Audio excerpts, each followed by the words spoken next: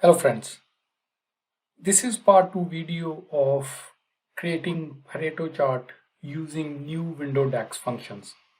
In part 1 video, we looked into how we took advantage of field parameters on which we can change the dimension, how we want to create the Pareto chart, and then we created calculation groups to make it work. Let me give you a quick rundown what we did in part 1 video. In this video, we are going to do the ABC analysis using the similar method. So let's look at Power BI. In part 1, we created a field parameter where we have the three ways how we can select Pareto chart. We can see it by country or we can see it by country, color, product category. To achieve this, if you guys remember, we created a CG running total, and for each field parameter selection here, we created a calculation item, and in that calculation item we gave the logic where we said all selected products color in case of color, in country we did the geography country, in case of category we did product category. Now I want to mention here, if we add another field parameter columns in this particular case, let's say we add a product, for example, we need to go back to our calculation group in CG running total. This is the only place where we will make the change. We will add another calculation item called, let's say, products, and then we will put this logic in there where all selected products product, whatever that column is, and rest we don't need to make any change.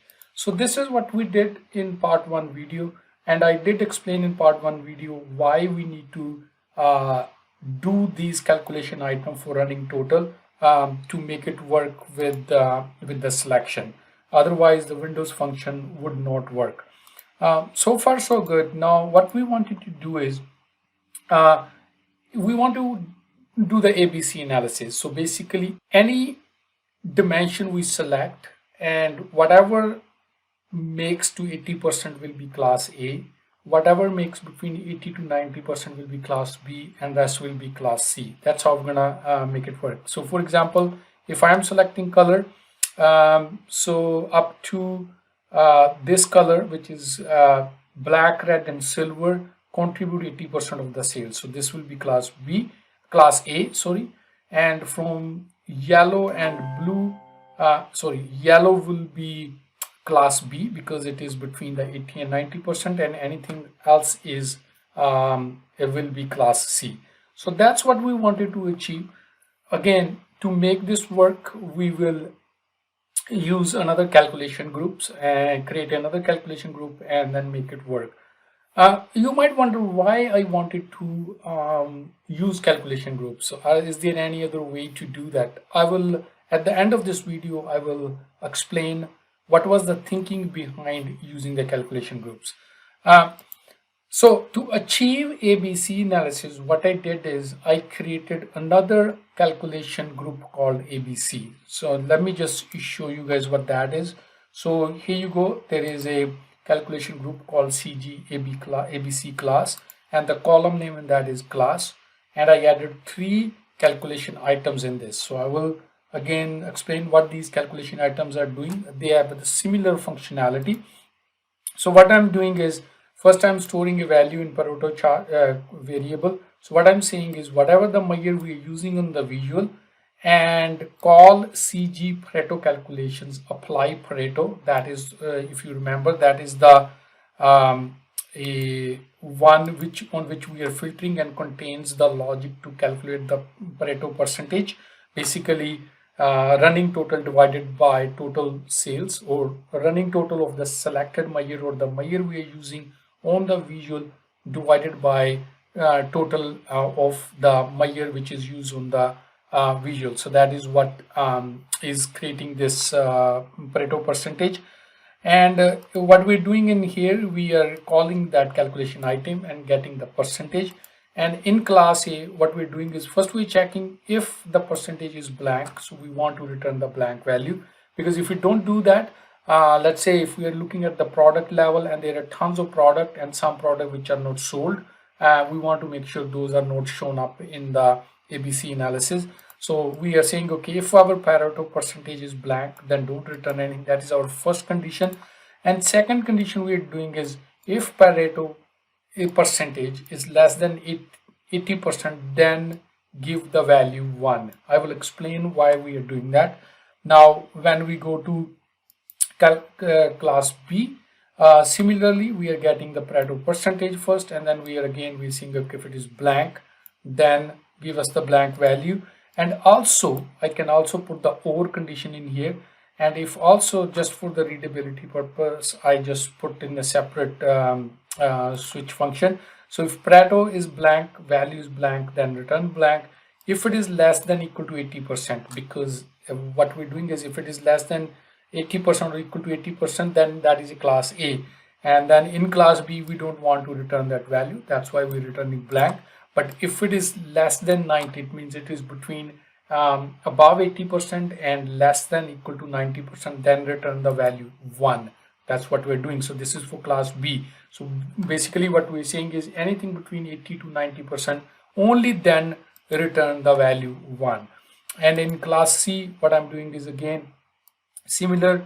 If value is blank, then don't return anything. If anything is less than equal to 90%, then also return blank, because that is either in a class A or in class B, and otherwise return value 1. It's returning value 1, keep in mind.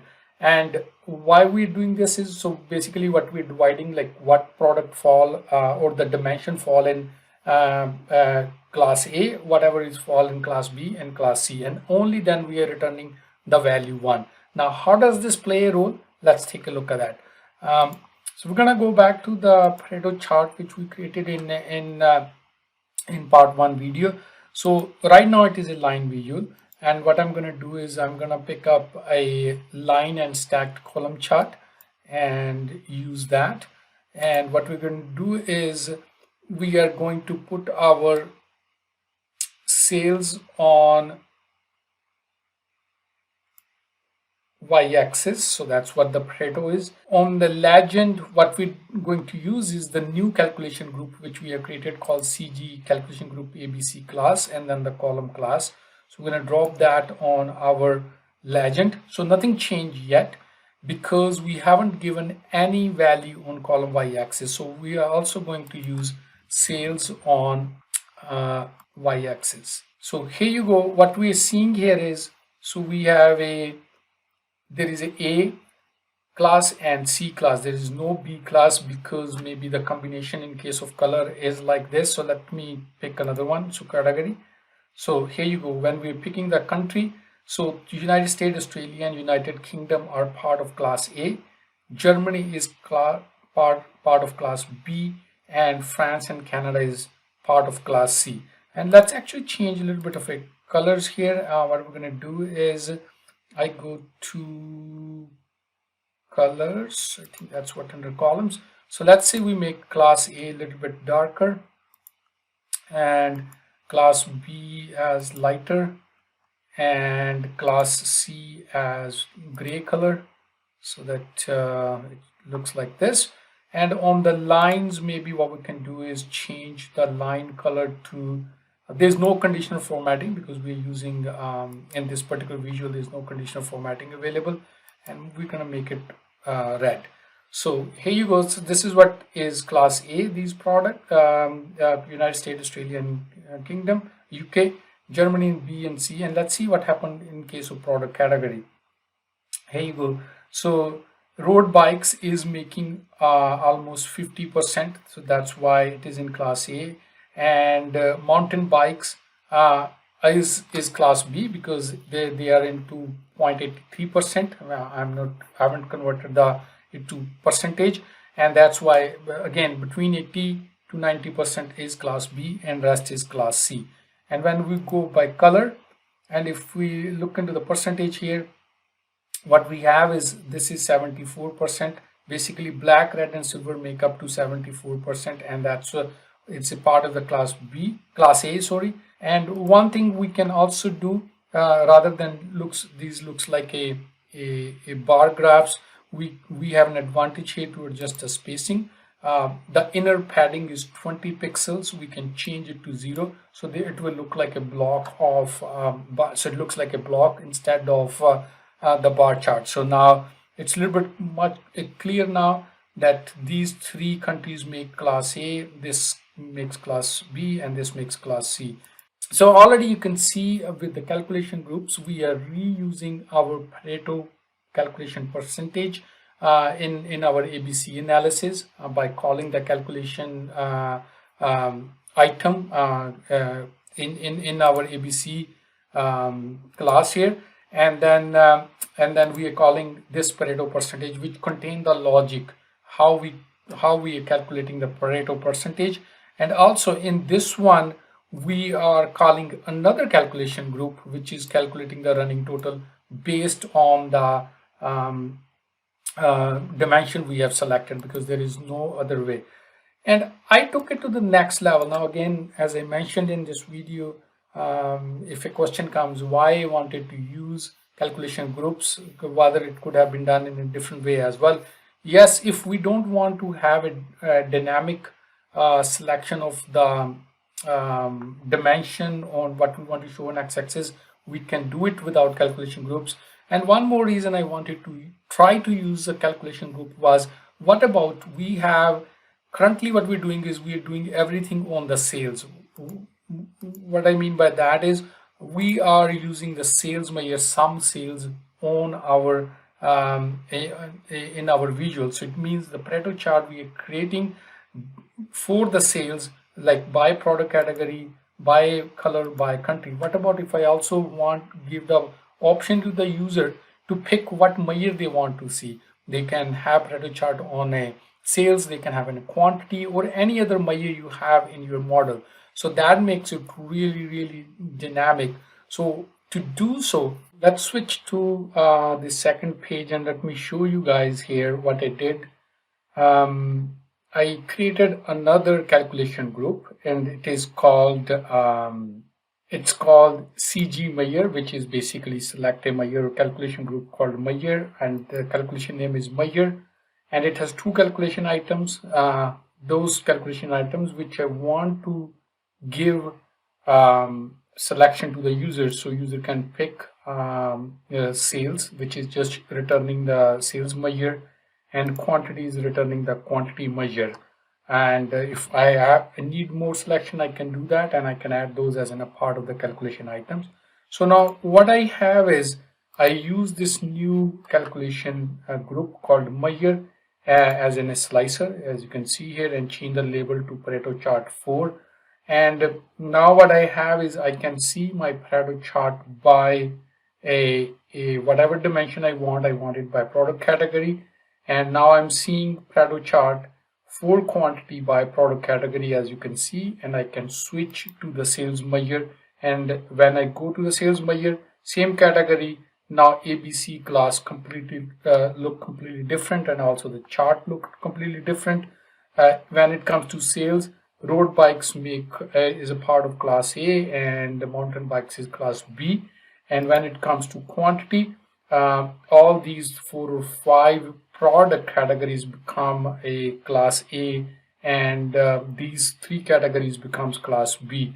So using calculation groups and field parameters and a mix of all that stuff with the Windows function, we can really achieve a very powerful visualization and give the power in hands of the user to select how they want to see the data.